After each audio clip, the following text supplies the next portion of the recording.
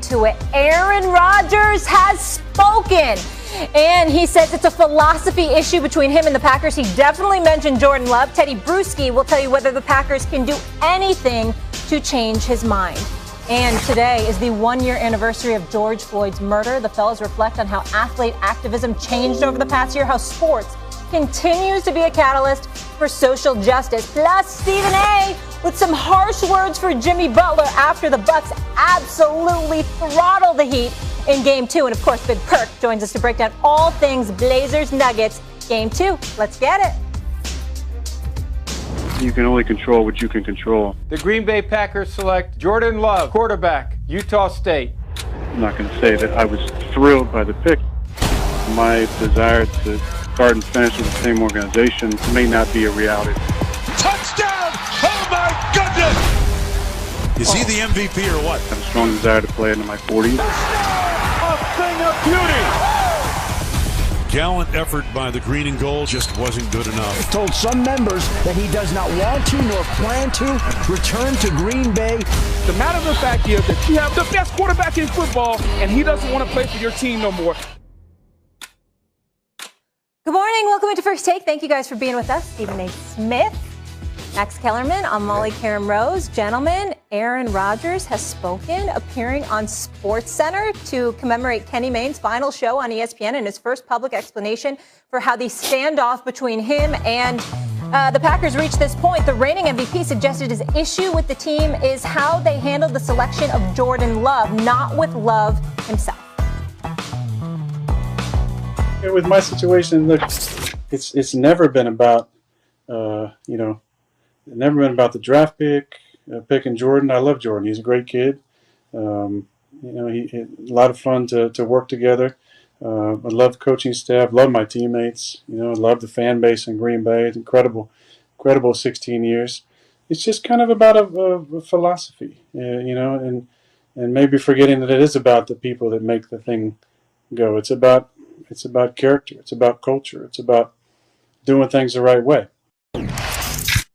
Is it just me, or does Rodgers look so relaxed, just living his best life? Here's a look at some key dates regarding his contract. The dead money cap charge drops nearly in half. If he's traded after June 1st, he could get fined over $90,000 for missing mandatory minicamp. Green Bay can fine him $50,000 for each day of training camp. And Gutekunst has admitted that he should have communicated better with Rodgers before he traded up to take Love at number 26 in the 2020 draft. Stephen A. Is there anything that Green Bay can do at this point to change Aaron Rodgers' mind? I don't believe so. I mean, I'll leave myself open to being corrected about the possibilities, and we'll get into Julio Jones and others later, and we'll do all of that. But I'll leave myself open to that possibility. But my mentality is no. Because let's understand what Aaron Rodgers is saying. He's talking about from a cultural perspective, he doesn't like what he's seeing from the organization. Now, let's take this thing into consideration. Right now, this is the reigning league MVP. I believe it's his third league MVP award. I believe the record that he has as the starting quarterback for the Green Bay Packers is 126, 63-1. He's a Super Bowl champion. He's taken them to the conference championship game at least 4 times, at least 4 or 5 times. This guy has been universally recognized as arguably the greatest talent we've ever seen at the quarterback position. And for the better part of a decade, this man has carried the franchise on his back. You got rid of Jordy Nelson against his wishes. You fired his quarterbacks coach, Alex Van Pelt, a few years back after they finished 7-9 without consulting him. You've made a plethora of decisions without consulting him. He comes to you and talks to you, and you basically tell him, shut the hell up and go play football. You play football, we run this organization. This is how you treat a star. This is how you treat a star in Green Bay if you're Mark Murphy. This is how you treat a star in Green Bay if you're Mr. Gutekunst. This is how you treat a star in Green Bay if you're the coach, Matt LaFleur, which basically is not really his fault because he just got there and he's got to coincide with the organization. But damn it, you didn't have to take the ball out of Aaron Rodgers' hands at the in the fourth quarter on a 4th down when Tom Brady's standing on the other side of the field. All things are not created equal. And when you have a star that delivers the goods like he did, You don't summarily dismiss him and ignore his wishes. You know why? Because that is a powder keg waiting to explode. At some point in time, this man ain't going to be as passive aggressive. He going to get like Stephen A. And he going to sit up there and speak out. Oh, very, very damn aggressive. And he's going to say, to hell with this. Enough's enough. I'm not taking it anymore. And everybody going to be put on notice. That's what he ain't done that yet. He still got that step to do. He hasn't done that yet. Look out. Let them keep messing with him. You better let him go. First of all, I like the fact that Aaron Rodgers showed up for Kenny Mayne, one of the best who ever did it. On his final Sports Center. Yep. Yes. Let me say this. What Gutekunst has to do, because I disagree with you, Stephen A., I think they can salvage it. What Gutekunst has to do is show up and, in the words of Happy Gilmore to Chubbs, I was wrong, you were right. I'm stupid, you're smart. You're the best, I'm the worst. You're very good looking, I'm not very attractive. He has to do the Happy Gilmore, like, not just be like, yeah, maybe I could have done better. No, Gutekunst, no. Gutekunst is a good GM. He's a good GM, period. He constructed a good team.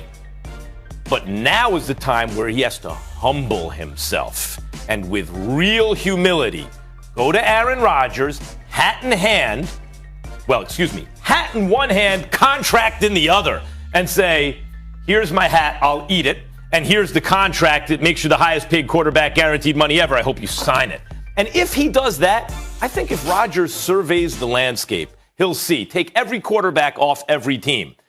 Packers give him one of the best chances to win in the NFL. Mm-hmm. It's the team he's played for his entire career. And Stephen A., if his problem is the culture, the attitude they have, then address it, correct it, and hope that he comes on board. Because I think that has a shot to work. But you do get to a point where you can't correct the culture. At some point in time, you are who you are.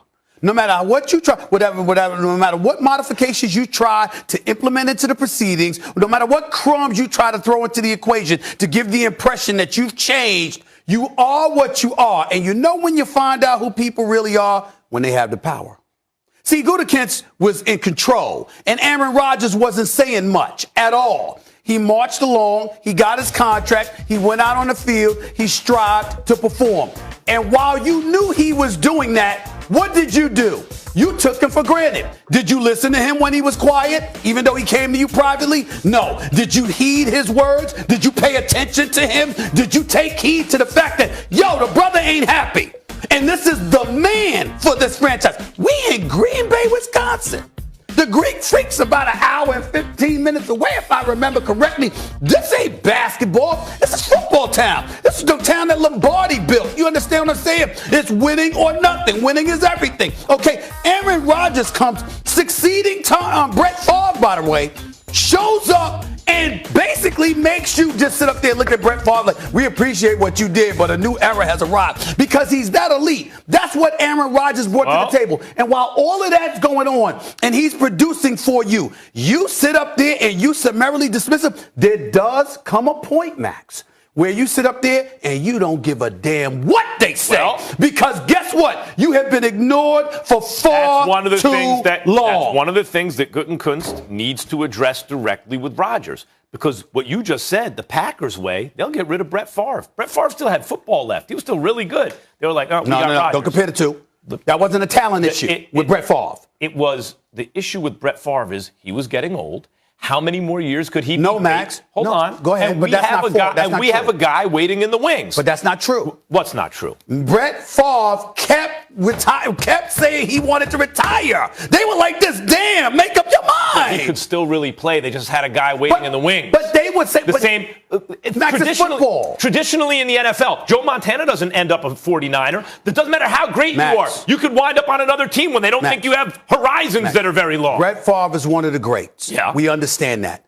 Tell me one person in the history of the National Football League at the quarterback position who alluded year after year after year to wanting to retire more than Brett Favre. But was that after they got Aaron Rodgers? That I don't remember the details. Was it after they got Aaron Rodgers that he said he wanted to retire, or before, and then they brought Aaron Rodgers? They drafted Rodgers in the first round of 2005. Yeah. But what I'm saying is after that, Brett Favre, because he had absorbed so much punishment, Molly, he had spent season after season every year. Yes, I remember that. I was at NFL Network. Yeah, he's like, I don't know if I want to play. The point is, that's a that's side not the point. same. My point is, good football organizations are always looking for the future, and they treat the players really largely like commodities, and it's always been that way. The culture has changed. Gutekunst didn't seem to be aware of the power that a truly great quarterback has in this NFL. That's what he has to communicate to Rodgers. So I was wrong. The old way doesn't work anymore. Well, listen. Here's where I disagree with you. Tell me at any time. I mean, because all of us I'm 53. You're in your late 40s. Okay, I'm not going to ask a lady her I'm in my 30s still. Okay, here's the deal. It doesn't matter how old you are or how young you are. Culture is culture when it comes to individuals in this regard.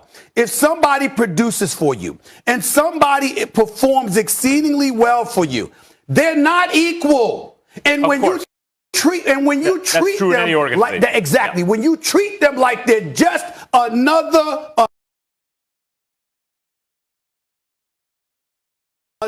cog in the wheel, then all of a sudden you're going to have a problem. What I'm saying is that may be true, and we all watched as they never drafted him in first round target and all that stuff. The bottom line is if you have Rodgers, he's able to compensate for that. You can build a well-rounded team. Gutekunst has done that. My point is, in the NFL, Peyton Manning, see you later, you got hurt, now we have Andrew Luck. Joe Montana, see you later, we got Steve Young.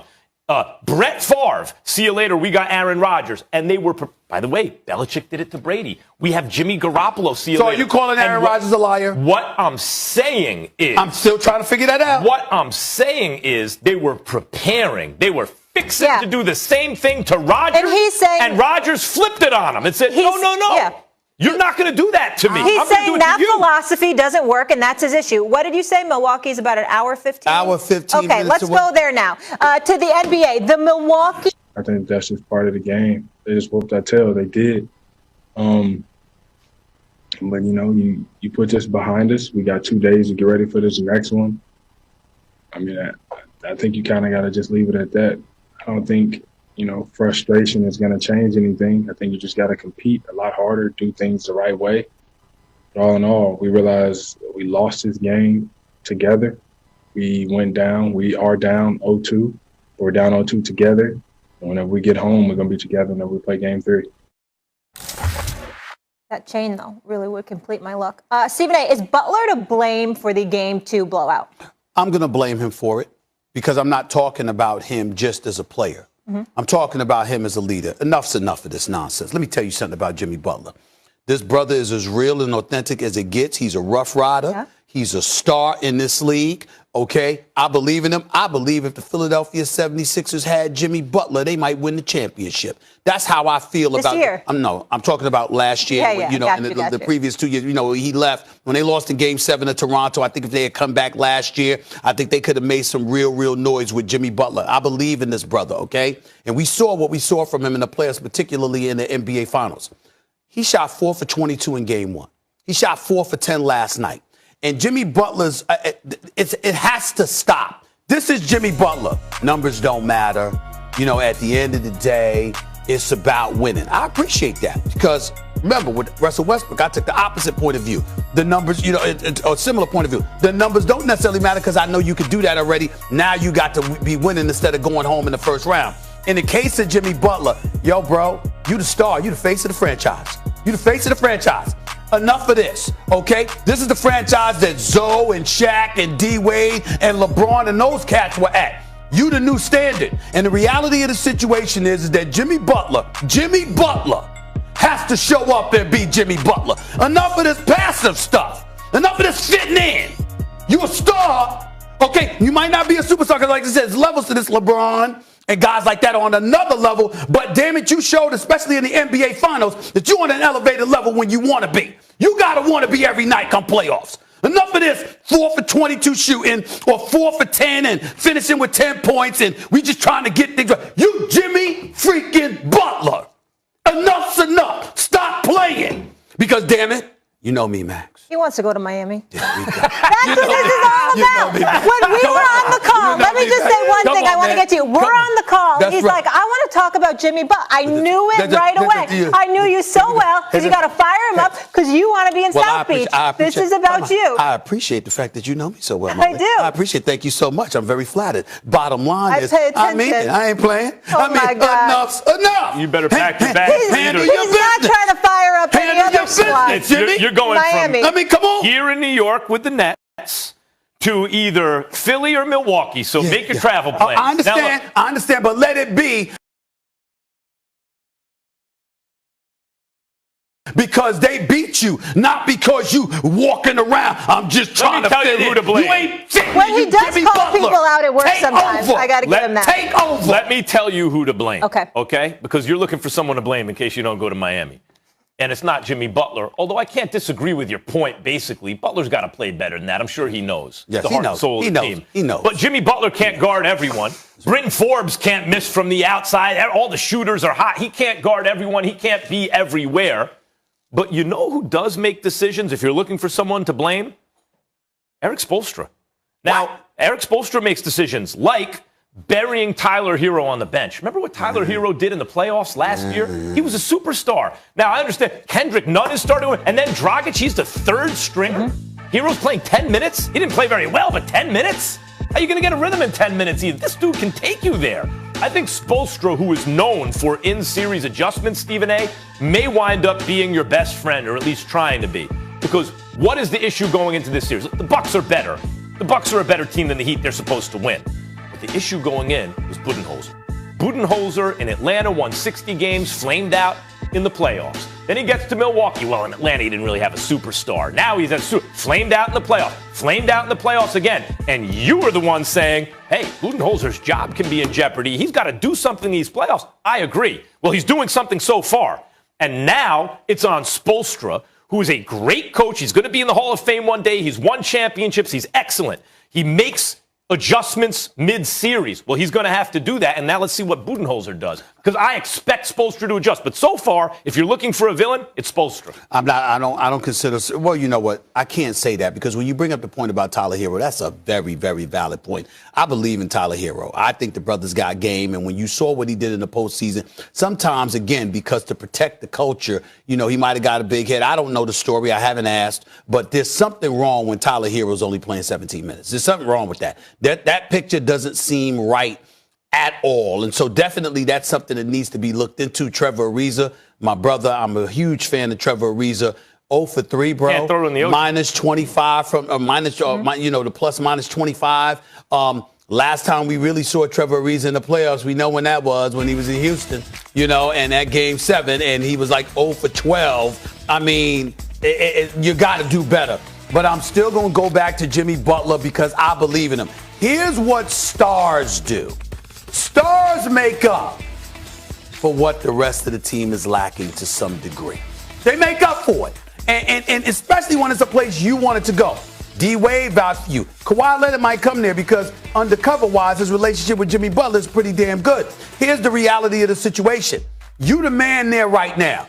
Bam Adebayo, we love and appreciate him. We appreciate the years of service for Andre Iguodala, and we know he has a role on any championship team, okay? We look at some of the pieces like the Kendrick Nunns, the Tyler Heroes of the world. We know they could play. Damn it, Jimmy Butler, they ain't you. You Jimmy freaking Butler.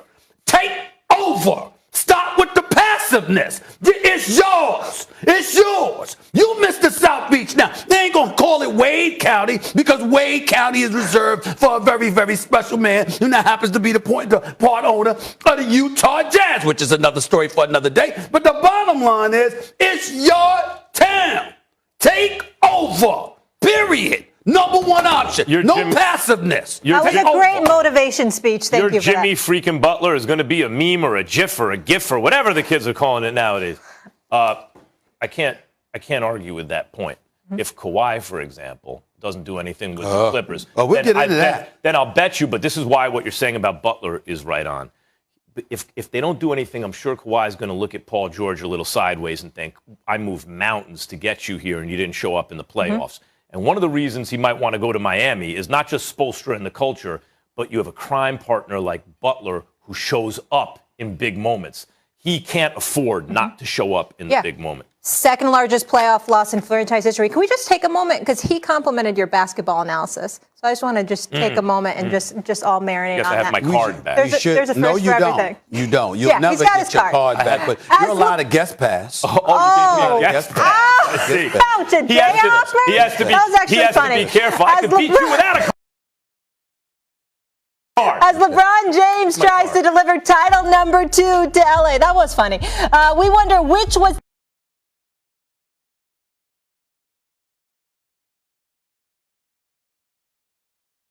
the best version of LeBron. Heat LeBron, Cavs LeBron, or Lake Show LeBron. The fellas get into it a year ago today. And home insurance. Today marks the 1-year anniversary of George Floyd's murder. Last night, the NBA's Social Justice Coalition called on the U.S. Senate to pass the George Floyd Justice Act in policing as a way to honor Floyd and others who have been victims of police brutality. The act would ban chokeholds and qualified immunity for law enforcement while creating national standards for policing to bolster accountability. The bill already has been passed in the U.S. House. The death of George Floyd in the video that showed convicted Minneapolis police officer Derek Chauvin kneeling on Floyd's neck for more than 9 minutes became a catalyst in the sports world for racial and social justice. Here's reaction around athletics.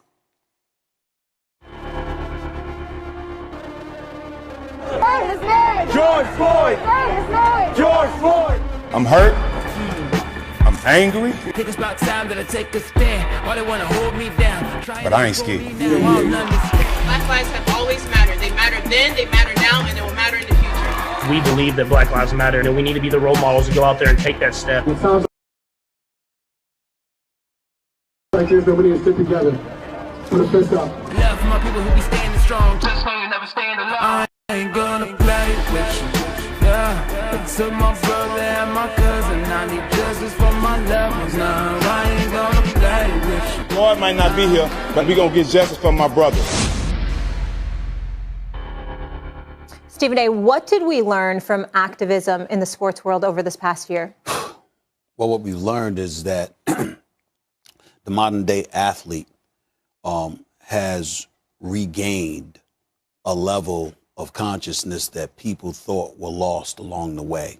So many times over the years, we saw a multitude of athletes that a plethora of people felt should have spoken up about one issue after another, and they didn't lend their voices, at least in vehement fashion, to the degree that would have satisfied disenfranchised communities.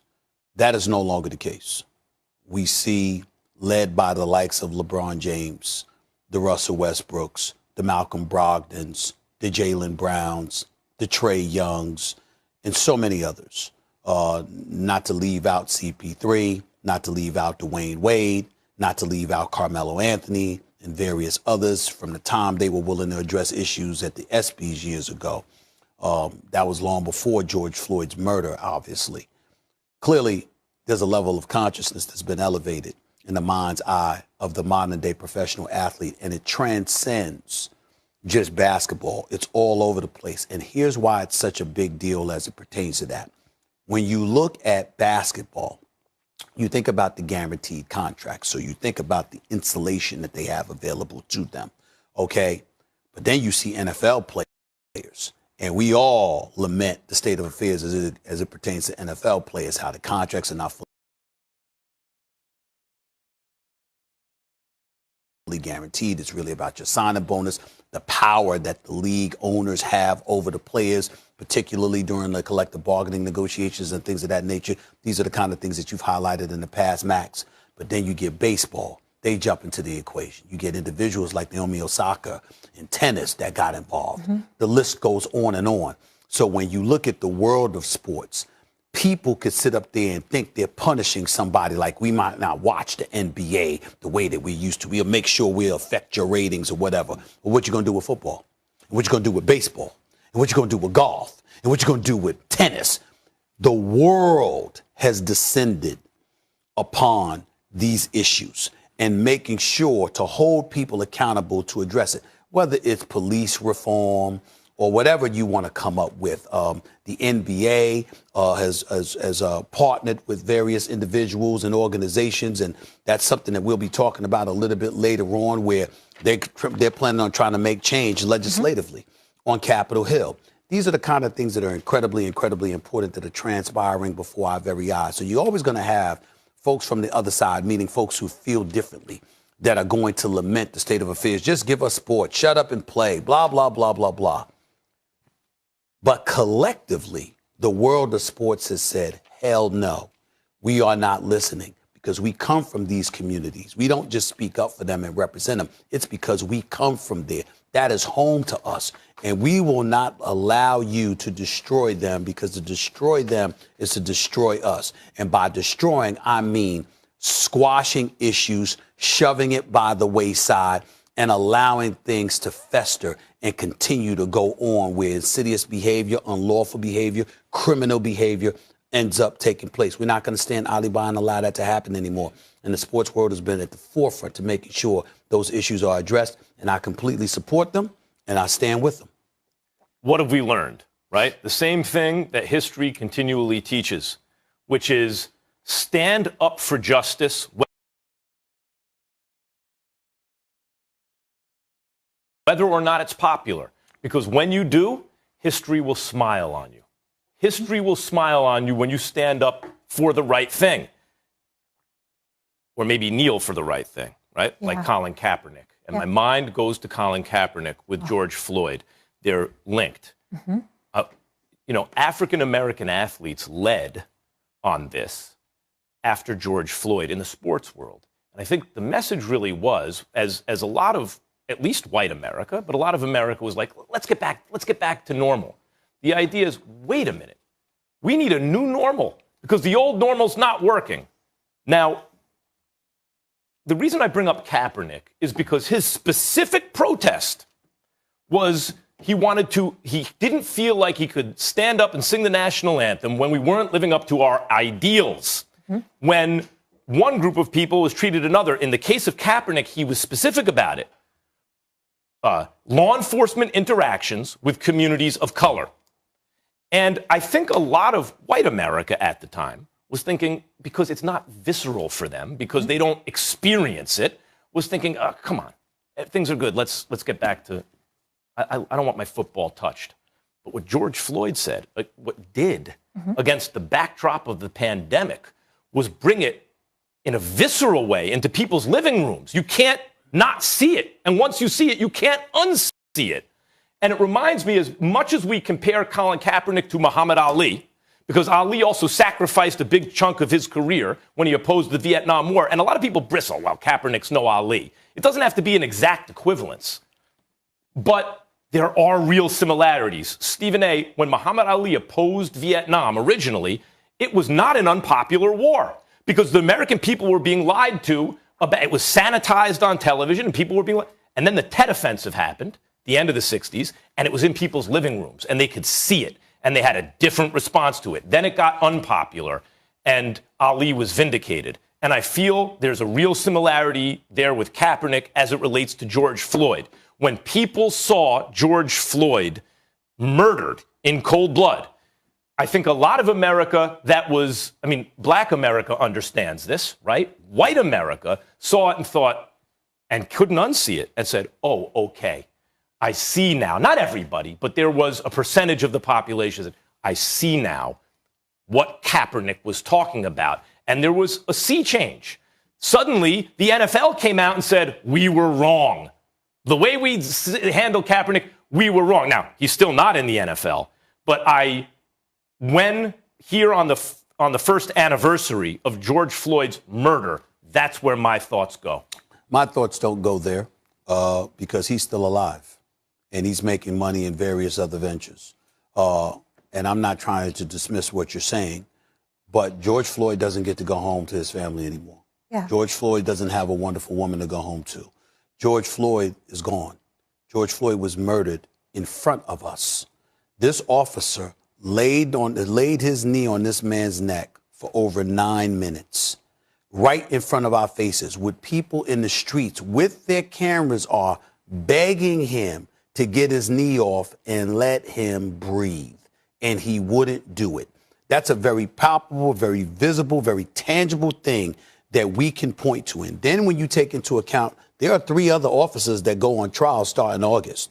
I haven't forgotten about them one bit, because if I remember correctly, 2 of them were laying on the legs. One of them was the one in front of the crowd, keeping the crowd at bay. So to some degree, although they couldn't be specifically charged directly with murder, they were complicit in my mind. And I certainly am interested in seeing how that trial goes. I'm also interested in seeing police reform. Now, am I an advocate for defunding the police? Hell no. I get in trouble, I'm calling 911. I don't believe that. And not only that, I've got family members that are police officers. Obviously, you see, there ain't just white police officers. There's black police officers. Look at the Freddie Gray case in Baltimore. Yep. There's black police officers. There's Latino police officers, et cetera, et cetera. So I'm not down with that at all. But I do think that reform is necessary. I do think that when you consider the NBA players, NFL players, the kind of cachet professional athletes have overall, my attitude is this. When you see lobbyists, how many times do we hear that politicians take positions because lobbyists have them in their pockets? Well, guess what? Those lobbyists have money. Well, guess what? These leagues have money. So if you use that cachet and you march up on Capitol Hill, and it ain't just you as black athletes, but guess what? You got commissioners like Roger Goodell and Adam Silver. You got owners like Mark Cuban and Joe Lacob, or God forbid, Jerry Jones decided to get involved.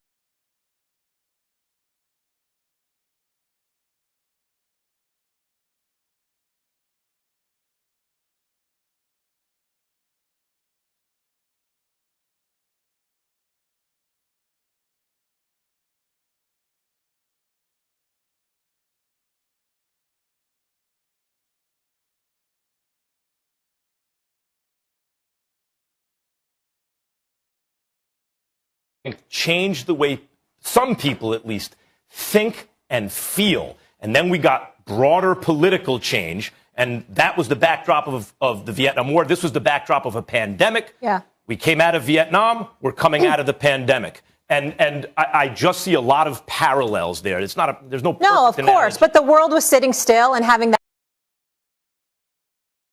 visual. In the countercultural revolution of the 60s and the early 70s there were athletes. It wasn't led by athletes, but there were athletes in leadership positions, and they made real contributions. And I think the same was true over the last several years among athletes, African-American athletes, especially today. Yeah, I'll leave the history to you, and speaking to the culture for you, I'll leave the heartstrings to myself. You're both girl dads. I'm a total daddy's girl, the youngest girl in my family, and I'm thinking of his daughter Gianna today and all his loved ones. And I'm so sorry. I can never say justice is served when she's robbed of her time with him, but it is progress with the Chauvin conviction. We will leave it there. We'll have more on this a little bit later, guys. When we come back, Damian Lillard was a man possessed from downtown last night versus Denver. Only problem is time for quick takes. Max Kellerman, are you confident in a Curry extension? Extremely confident. Yeah, this dude is an icon there. He's in Silicon Valley. Why would he want to go anywhere else? They put winners around him almost every year. He's still close to the height of his powers. They're going to pay him. Well, Steph Curry ain't going nowhere. His wife's got restaurants for sure. Stephen A., is it time to panic for those Clippers if they lose? Hell yes. Ooh. I mean, when you look at Tim Hardaway, the way he played, Dorian Finney-Smith hit 4 or 5 threes, dropped 18 points. Jalen Brunson, let's give him some love, being steady as your backup point guard, coming off the bench doing what he's been doing. And Kristaps Porzingis shot 4 for 13. They still won this game because Luka keeps giving it to them. 31, 11, and 10. Hell yeah, it would be time to panic. Max? Yeah. Is this the best version of LeBron at 36 years old? Hell no. The best version of LeBron was in Miami. It's just like Jordan. People are like, oh, the second three-peat, he was even more mature. Shut up. Jordan in the first three-peat was the most vicious force of nature that ever lived.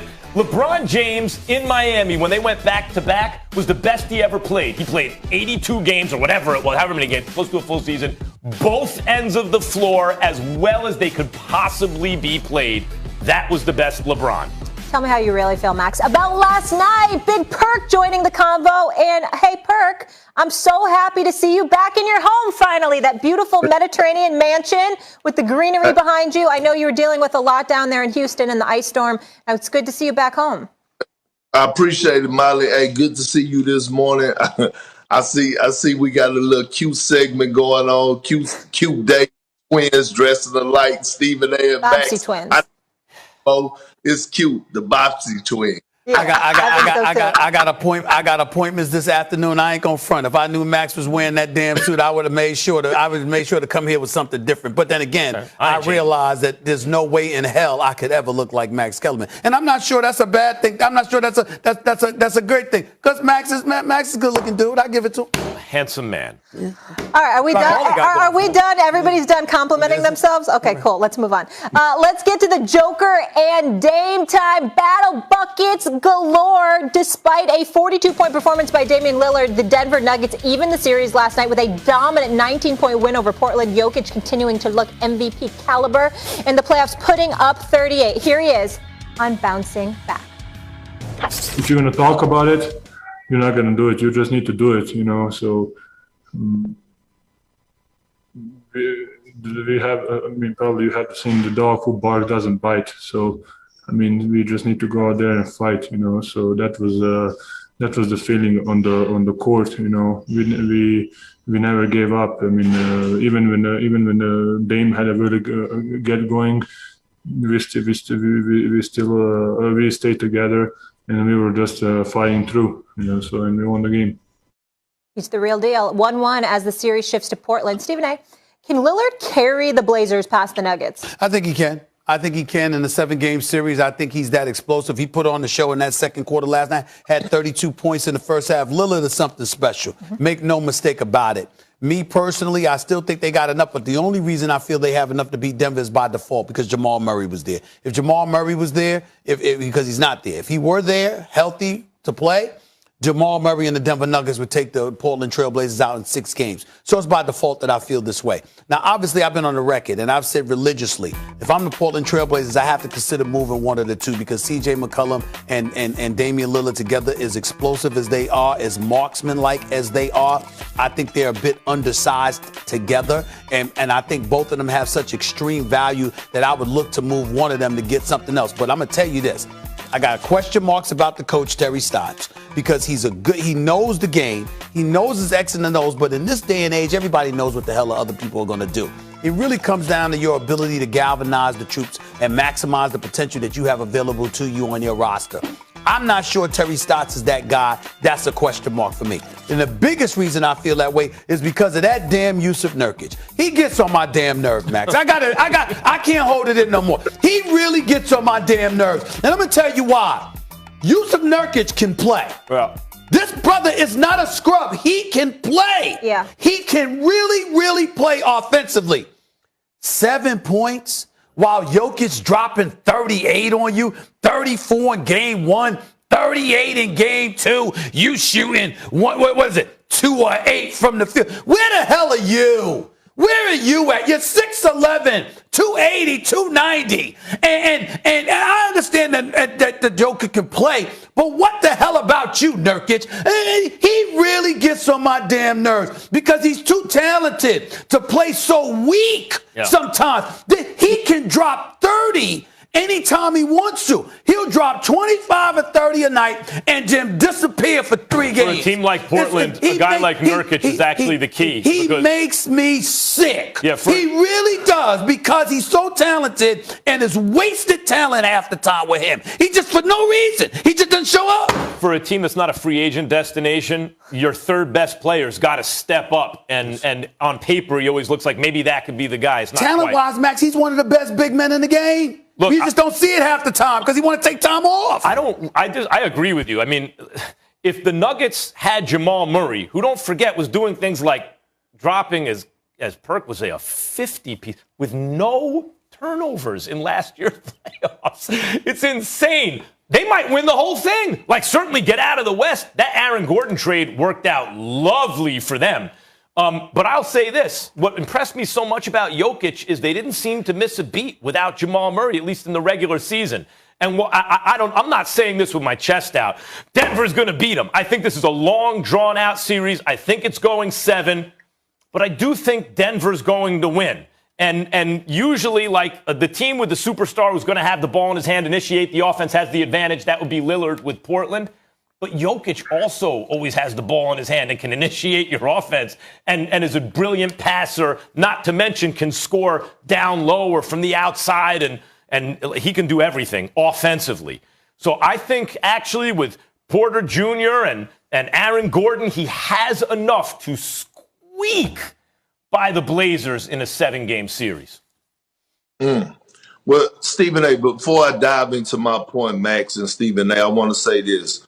What you said about Terry Stotts is right on. And I think when you look at Nurkic, it goes hand in hand because you have to watch the position that he puts him in. He got him playing around the three-point line, doing dribble handoffs and popping and stretching the floor instead of establishing his 7-foot, 285 behind in the paint. So that goes on Terry Stotts. But here it is today, right? I'm not giving out free game. I'm going to send y'all my cash app later. I'm going to just give y'all this game and y'all. Okay? The Portland Trail Blazers are going to win the series. Here's why. One, they went into Denver and did what they were supposed to do. And let's take home court advantage. We got game 1.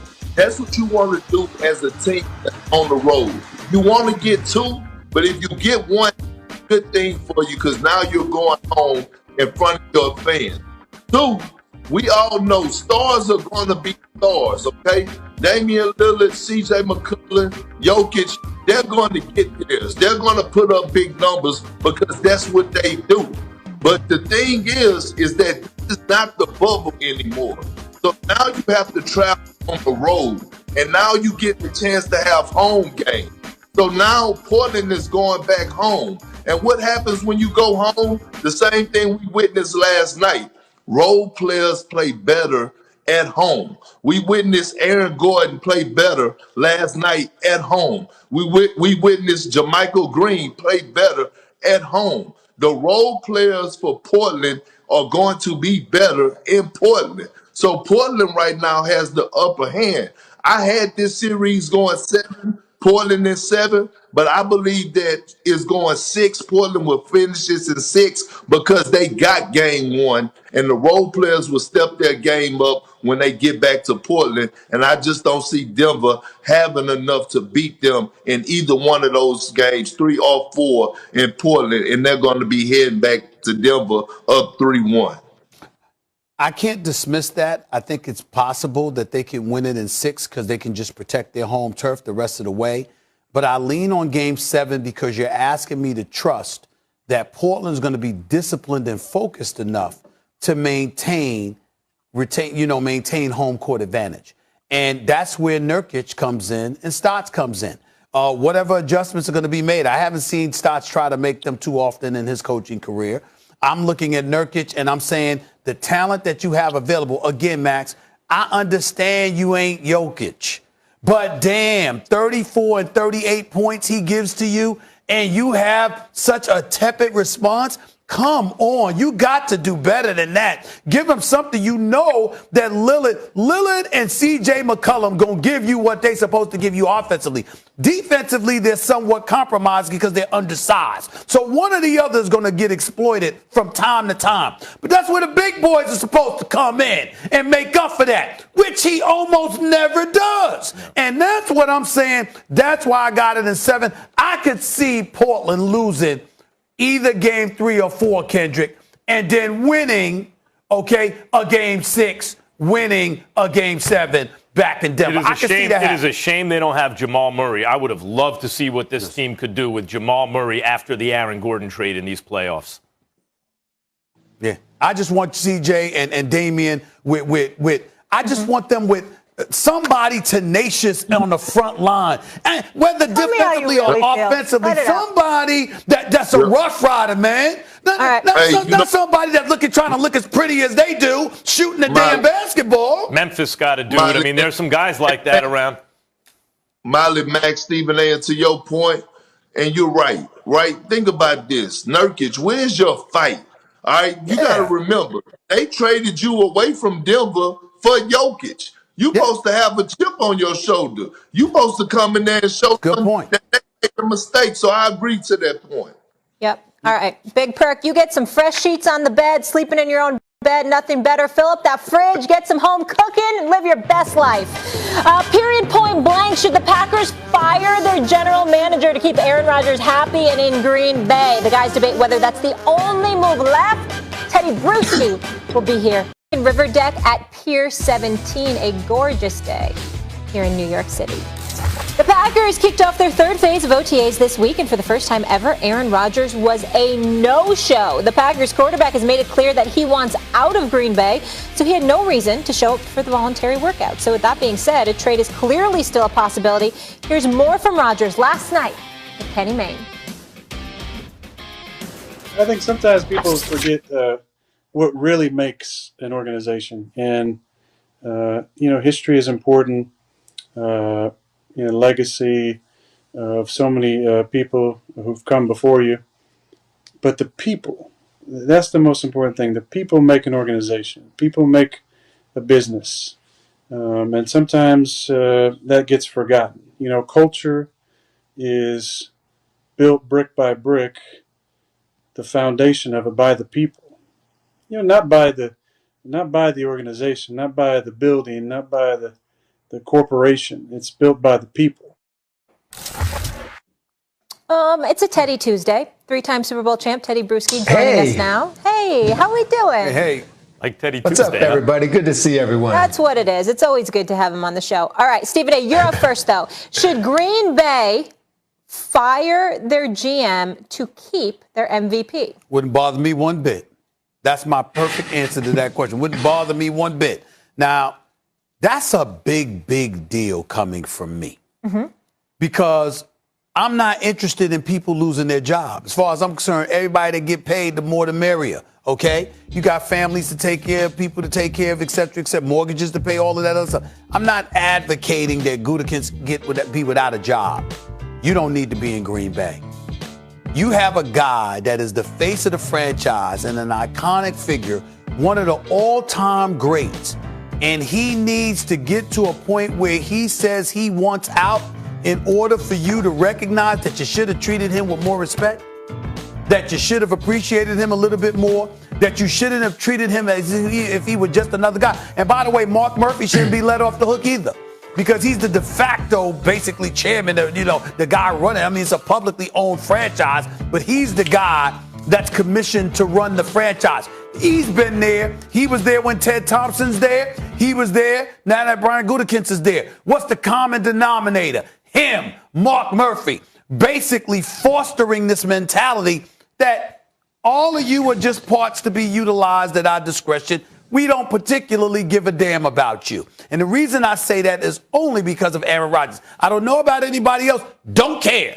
If you've got a guy that is that great, that you put that and you shoulder that much of the responsibility towards him, and he did what he has done for you, keeping you relevant for the last decade, and on numerous occasions spanning years, he's been able to say how he feels disrespected. I told you I have it on good authority. I told y'all this before on several occasions. I've been right on the show. I have it on very good authority. What? Molly, what Stephen A. says on good authority, I just urge people to read between the lines. That's right. But just a little. Just please do. I have it on very good authority.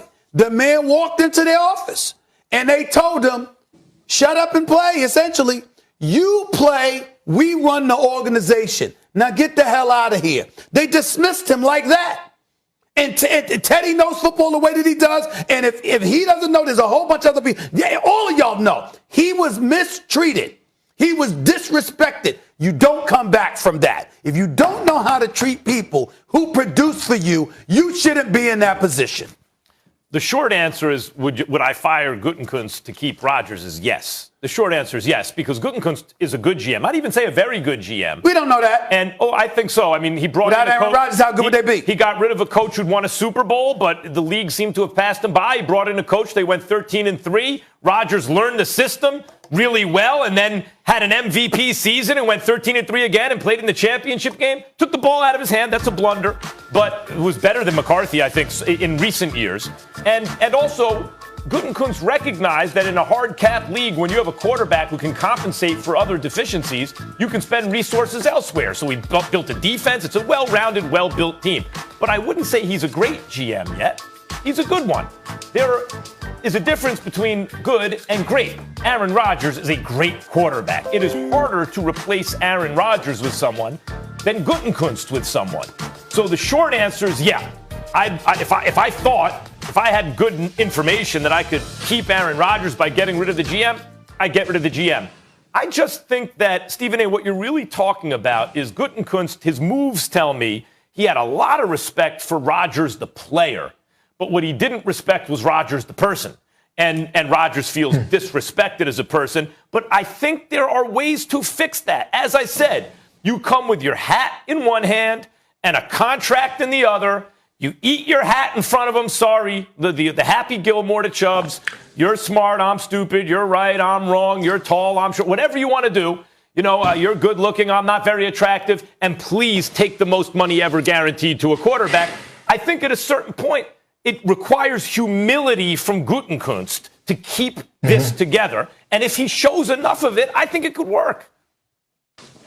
Yeah, I'm with you, Max, on that in terms of good, not great, because a great GM would have realized how things change in this NFL landscape. And now sometimes you don't do what's best for the organization. You do what's best for the quarterback, because you got to keep these guys happy. You got to keep these guys respected. You got to know about their feelings and what your moves and what your words will do, because what they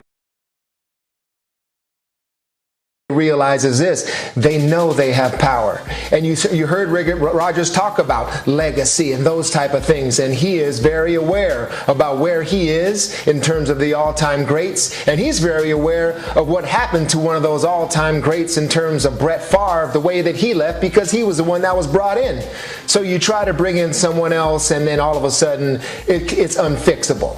And Stephen A. is also right, because, I mean, in a way, you know, Gutekunst has to go, but I say this, it may not be enough. Because the problem is also the other quarterback that's in the room. It's so messed up there now. You've got a quarterback that feels disrespected, but you also have this other first-round quarterback that you traded up for that's there. So what do you do with him? Because I don't think Rodgers is going there if Love is there. Now, Rodgers has a good relationship with him. I mean, he talked about it with Kenny Mayne last night. Loves the kid. He'll probably mentor the kid no matter where he goes. Good relationship, but I just can't have you in the same room as me because this is my job. And that's how these quarterbacks, these alpha males, these guys that have memories like elephants that never forget, that's how they handle these things, and they take things personally. And so Rodgers is definitely that man that I think it may be too messed up. He's out of there.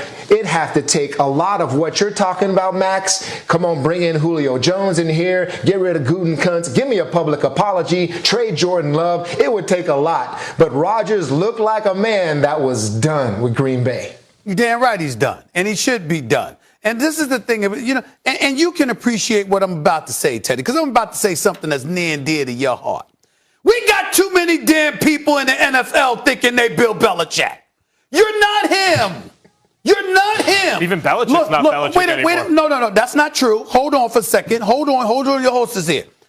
Long before Tom Brady ever arrived, Bill Belichick was considered an elite defensive mind with 2 Super Bowl championships on his resume. Tom Brady comes. He sits there and says, Drew Bledsoe, sit down. First year he puts Tom Brady at the helm. They win the chip. They win the chip 3 times in 4 years, if I remember correctly. So you're talking about a guy that had such impeccable credentials long before he may have adopted this mentality. Well, I did it just like Tom Brady did it, or whatever the game may be. With that, that buys you a little bit of time. Buys you a little bit of time to the quarterback. Still, it took 2 decades for Brady to eventually say, man, don't need this anymore. But Aaron Rodgers is on a quicker scale, possibly Stephen A., because Gutekunst, he's looking at him and be like, listen, man. That's what I'm talking about.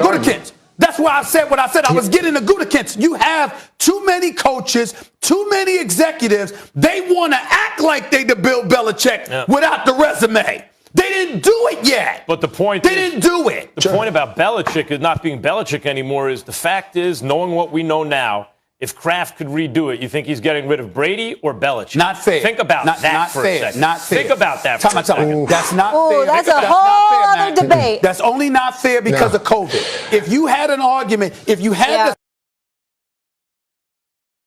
the season that didn't involve COVID, you might have a point. But you can't say that with COVID. I'm not. When 9 players don't even show up to play defense. Okay, but given all you're right. But given all the information we have now, whatever we have, we have.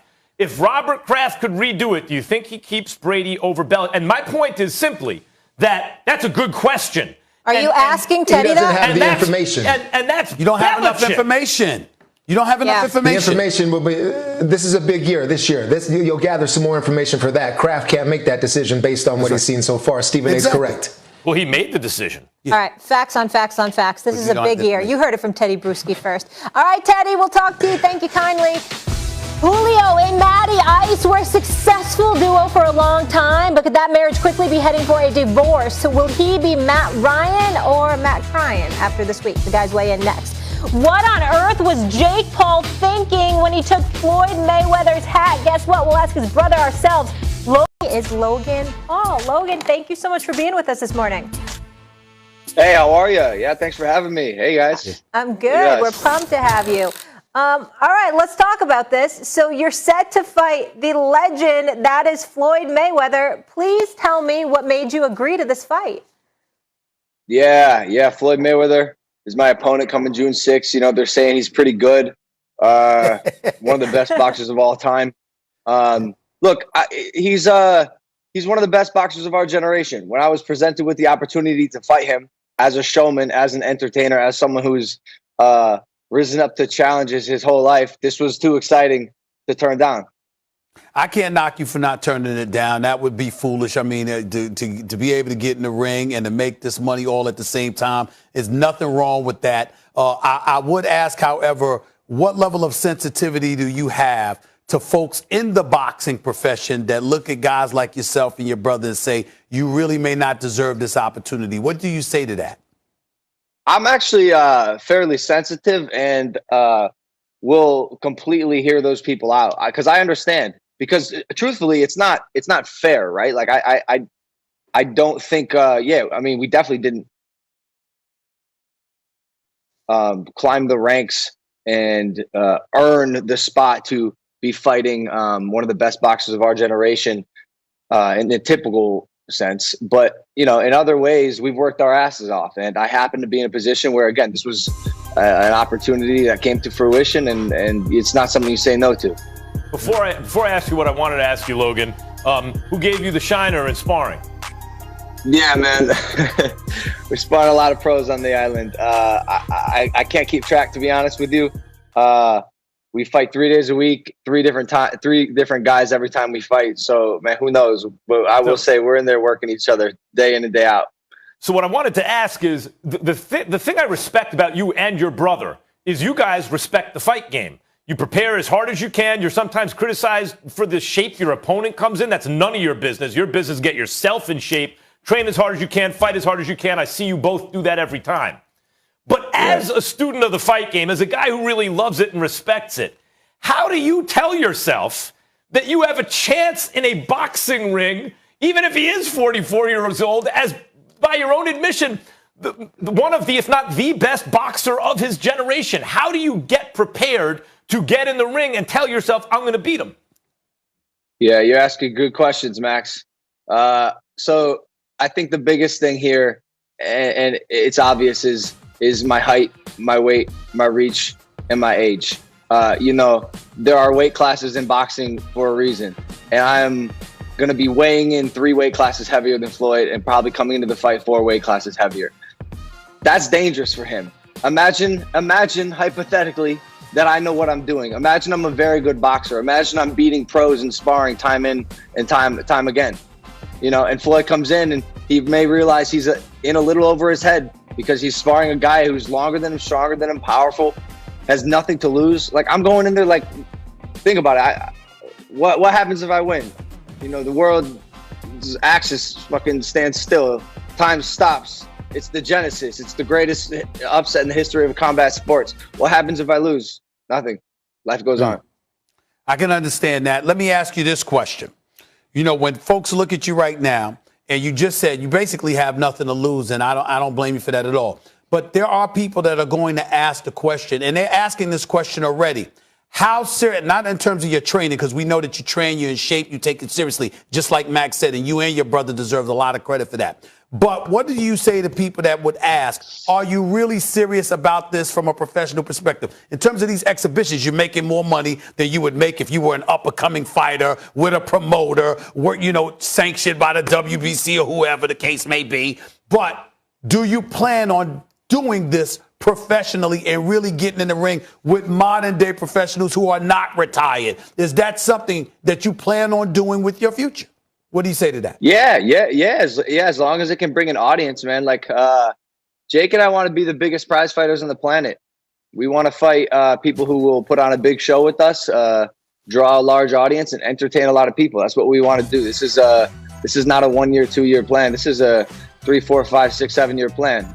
And you know, unfortunately for our health, we've fallen in love with the sport. We just bought a warehouse here in Puerto Rico. We're turning it into our training stadium or our training facility. And so we're in, man. We're locked. I mean, first of all, Logan, you have to stop cursing when you're doing broadcast. Like, you and your brother. This is the third time I had you on Max Kellerman radio show. I had your brother on Max on Boxing. You got to stop with the curses. Now, listen, do you already have brain damage? Who's making money outside of boxing chooses to go into boxing and risk everything? Like, what is it about boxing that has drawn you and your brother to it and to take it seriously? Something about the primal nature of the sport. Two people getting inside a ring or an octagon, whatever shape it may be, and duking it out to see who the better one is so exciting to me. Like, I did that before I did YouTube and blew up on the internet. You know, I was a wrestler. I even took some like jiu-jitsu classes and some striking classes in high school. I've always just been obsessed with it. You know, I love the UFC. I love combat sports. And the fact that I have the vessel to be able to do it myself and the work ethic is, you know, it's the most exciting thing on the planet. I told you this, Max. We're modern day gladiators. You know, it's the coolest thing in the world to me.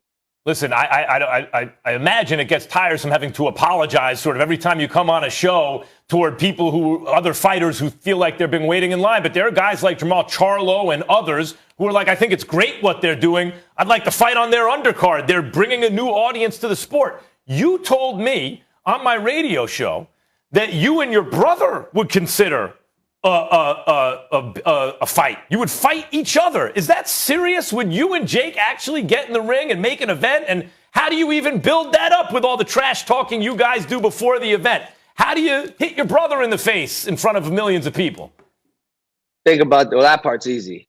Think about this. No one knows more about my brother and no one knows more about me than each other. Like, there's no person that could get under the other person's skin, Jake and me, and vice versa. And I think that would be possibly one of the biggest combat sports events ever. Like, and it sounds laughable now, but what happens in 2 years, in 3 years, when we continue this sport and we continue beating people and winning and putting on great shows? Like, you know, everyone has something to say now, but we're just getting started. Like, what happens when we're actually good at this stuff?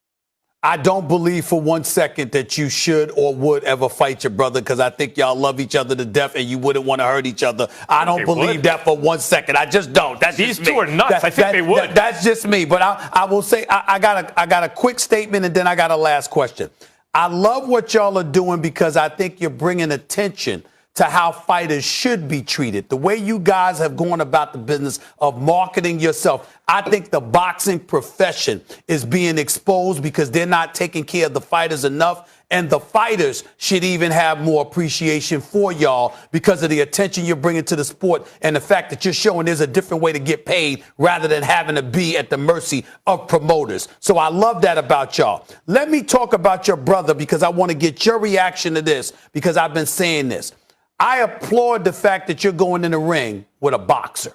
Retired or not, I applaud that. I like Jake. I really do. All right? But we know what he did to a basketball player, and we know what he did to a wrestler that came from the UFC. You are fighting a boxer. My issue with him is that, excuse me, you could get arrested for what he did to those folks, even though they decided to step in the ring with him. They had no business in the ring with him. I'm just saying, but he did what he did to them. Is he going to fight a boxer the way you're fighting a boxer? And I like you and I like Jake. So believe me, I just want to see y'all fight fighters. You're doing that. Is he going to do that? Because I like Jake, but I want him to fight fighters. Down the line, yes, he's going to fight. He absolutely will have to fight a traditional boxer. I will say he will be fighting a striker very soon. A striker. That's all I can say for now. But okay. My rebuttal would be, professional boxers nowadays, the route they've mostly taken is fighting tomato cans, guys with horrible records just to get knockouts and build theirs up. Jake's 3 fights in and, he fought people who at the time looked like meaningful adversaries. Nate Robinson, professional athlete, an athlete, could see if he can box. Ben Askren, a professional fighter. I think Jake should take his time, man. I don't really think he has to answer to anyone telling him who he should fight. He's 3 fights in and has 3 beautiful first round, damn near KOs. And if you look at any other, these guys have to make boxers, you guys have to make big events when you fight. So how do you do that without a guy who has a huge experience advantage? You got to find a UFC star who's maybe not very advanced striking, et cetera, and build up like that. I think Logan's certainly done that. Floyd Mayweather's 50-0. Okay, so we'll leave it with that. All hands. You're boxing Floyd Mayweather? Yeah, he's boxing Floyd Mayweather. That's what they're saying. Play one-on-one with him. Do something other than box him. The real money decision that we've all slept on is the fact that you set up your training facility in Puerto Rico, one of my favorite places on the planet. I love it there. Didn't get by me. All right, so it all goes down June 6th in Miami. Yes, check it out. Oh, nice. that good island life. I need all that. Oh, my gosh. It's probably hard to stay away from the food. We'll stay focused, though. Logan, thank you so much for being with us. I was just in Bahia. A lackluster Game 1 performance versus Phoenix has Max and Stephen A. wondering how can the Lakers again strike fear in their opponents. The guys answer. You got to get back to me. This Nets Big Three has played what, including the postseason, 9 games together? 8 games well, together. 8 in the regular season, I think, and now 1 in the post. So I think it's 9 now. And what are they, 6 and 3? Research gave me 8, but that 8 in the regular season. It was 8 in the regular season. And get back to me when they win 26 consecutive games, which is what the Heat did, right? That season. 8 is nothing. Right. They haven't done it yet. Now, that Heat team, I agree, on paper, when you break it down, the Big Three can't do what this Big Three can do. No Big Three ever can do on paper what this Big Three can do. And I'm predicting they're going to do it. And I think James Harden's going to be Finals MVP. But now they got to go out and do it. They haven't done it yet. I'm not going to say, yes, they'll take out a Big Three who won back-to-back chips. I'm sorry, Max. What's today's date? Today's May 25th. 25th, 2021, right? That's right. If you had the temerity, the unmitigated gall, to sit up there and say, no, they wouldn't beat the Big Three. And are you aware, is this something that's going to happen to him? You going to lose your job? I have the mitigated goal. I don't have the unmitigated. It's mitigated. Okay, you gonna lose your job? You gonna get fired? That's not the point. The point is this. No. The point is, the question is, what do we think today, right now? Do you believe that the Big Three would beat the Big Three in Miami? This is not a crime, Max. It's this. I got your back, bro. Right, there's nothing going to happen. Between you and me. There's nothing going to happen. No one else is listening. There's nothing going to happen. No one else is listening. Just you and me. What's going to happen, Matt? Between you and me, this Nets Big Three is the best Big Three of all time. Between you and me. Appreciate but now they got to go out and do it. Stay healthy. I understand that. But on May 25th, if they had, who do you believe would win if they had to play each other? That's all. That's That's all. It's not a crime. So, I mean, it's just pure hypothetical now because these dudes haven't done it yet. They put 9 games together. You're off the hot seat. I got more for you. After the Game 1 loss to the Suns, Charles Barkley isn't convinced that the Lakers have what it takes to repeat. Sir Charles saying this on TNT. Nobody is afraid of them. Max? Yeah. What do the Lakers need to do to strike fear in opponents? Well, right now, Chuck is exactly right. No one's fearing the Lakers. Oh, that could turn just like that on a dime. What do they have to do? LeBron has to look like LeBron. AD has to look like AD. By the way, hitting some shots from the outside. Remember, I said last postseason he was hitting from 3 unlike he'd hit in his career. It's series after series. Can he still do that? And if not, can he be AD in other ways? If LeBron and AD are playing like their real selves, and all it takes is a couple guys, KCP, a couple guys getting hot from the outside, 2 games like that, the whole Western Conference will fear them. You know how quickly it changes? The Clippers were accused of tanking to avoid them, right? Like, just like that, it can change. Are you ready for this? Yeah. Nobody's scared of the Lakers. You respect them, significantly so, but you don't fear them. You don't fear getting embarrassed. You don't fear getting schooled. You don't fear getting annihilated. I'm going to take it a step further. The biggest reason I have never put LeBron James as number 1 is because there's never been a time when LeBron James has instilled fear in anyone. Oh, come on. Listen. Come on. Let me explain. His jump shot once upon a time was suspect, and his free throws have always been suspect. So the lack of consistency when it came to those 2 things, you respected him, you knew he was great, you knew you had to bring your A game in order to have a chance, you knew he was superior to you, but you didn't fear complete annihilation from LeBron James. He just gentlemen swept the Western Conference last year. Excuse me, I'm going to tell you again. He gentlemen swept the Western Conference. I'm not giving you a basketball analysis. I'm giving you fact based on all the people that I have they never feared him. Maybe that's the Stephen problem. A., what about game 2 after Anthony Davis choked and now he comes out, he takes all the responsibility and is going to be a man on a mission? Ladies and gentlemen, I never said he's not great. I didn't say anything like that. Look at that full screen, by the way, right there. You mean by fear like a clutch closer? You know how you scared to death to even look at Jordan wrong because what he did. That's not LeBron. That's what I'm saying. Kobe, stuff like that. That's what I'm saying. All right, we'll keep it moving here, guys. Today marks the 1-year anniversary of George Floyd's murder. Last night, the NBA Social Justice Coalition called on the U.S. Senate to pass the George Floyd Justice and Policing Act as a way to honor Floyd and others who have been victims of police brutality. The act would ban chokeholds and qualified immunity for law enforcement while creating national standards for policing to bolster accountability.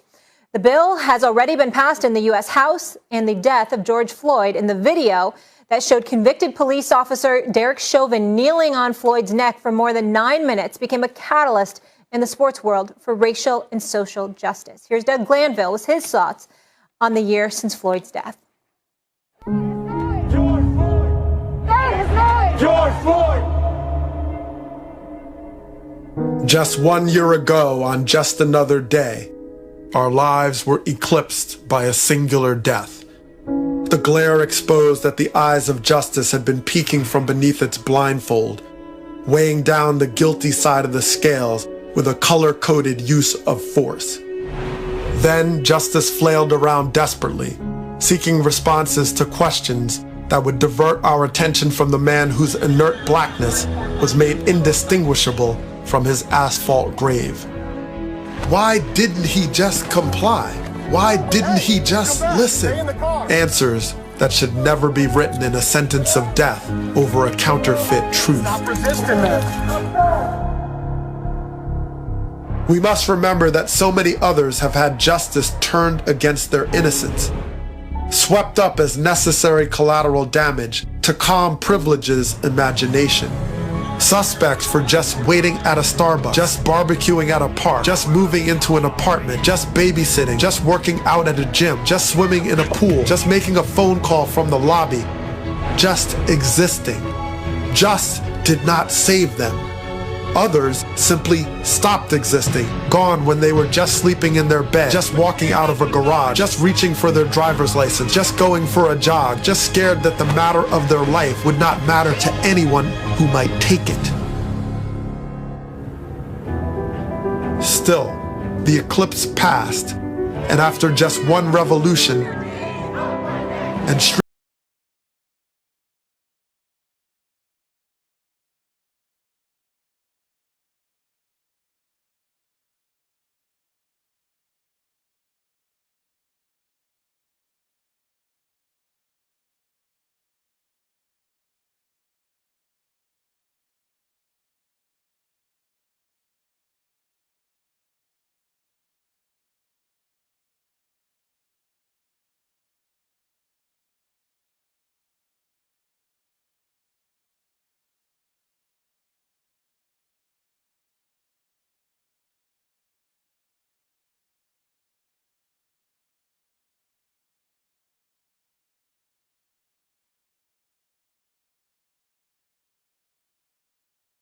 just 1 year has passed, and we cannot just stop, not while a just law awaits passage, while others just await justice. One verdict does not make assurances for the next encounter.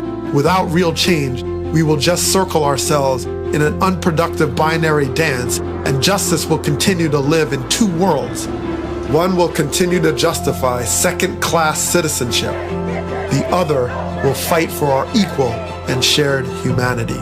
Sight unseen, we must purchase a future that recalibrates the scales of justice and renews the blindfolded oath to ensure just means justice for all. Excellent, excellent job by Doug Glanville there. Beautiful piece. Stephen A., how has the sports world been a catalyst here over the last year? By giving a voice to the voiceless and accepting the responsibility of doing just that. And also using the cachet that they have available to them to influence folks in powerful positions who happen to look differently than them, come from different cultural backgrounds than they come from, basically white individuals, to use their cachet, their prowess, their power, their positioning to facilitate the kind of things that they're looking for, which is what you alluded to at the start of the speech when you talked about what they're taking to Capitol Hill. And so I think that it's incredibly important to understand that the modern day athlete and the modern day sports world is more politically conscientious than they've been in recent memory. It is a beautiful, beautiful thing. And as a result, it's going to assist in holding everybody accountable. And that's the closest you can get to justice. I think entertainment has been, including in sports, has been one of the avenues available to African Americans to, into kind of mainstream success. And the idea is kind of like distract us. And I think what a lot of athletes or entertain us. Right. Entertain, distract, And I think what a lot of athletes have said is essentially, black people know this, and a lot of people who understand history know this. Black life has always been cheap in this country. And even if it's more expensive than it used to be, like when it was free, right? Like when they were owned, athletes are saying we're tired of taking a discount. No more discounts on black life. And I think in that way, they've been among the loudest voices and have made an important contribution. I just want to say one thing quickly. I know I mentioned the NBA with that lead-in, but the WNBA has also done a phenomenal job, especially in the bubble and all the efforts put in. And we saw the documentary by Chiney Ogwumike.